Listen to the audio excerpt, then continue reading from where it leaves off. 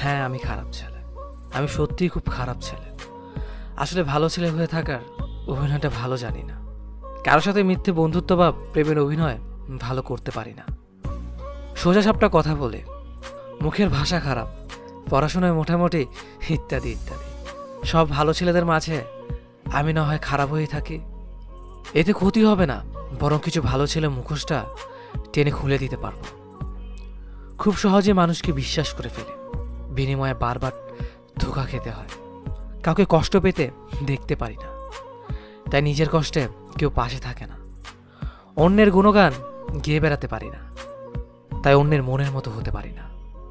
কাউকে ছোট করে দেখতে পারি না, তাই আমি খারাপ। তাই অন্যের কাছে নিজের মূল্য নেই। ভালো হওয়ার অভিনয় আমি পারি না, তাই আমি খারাপ। কিন্তু আমি আমার মতো।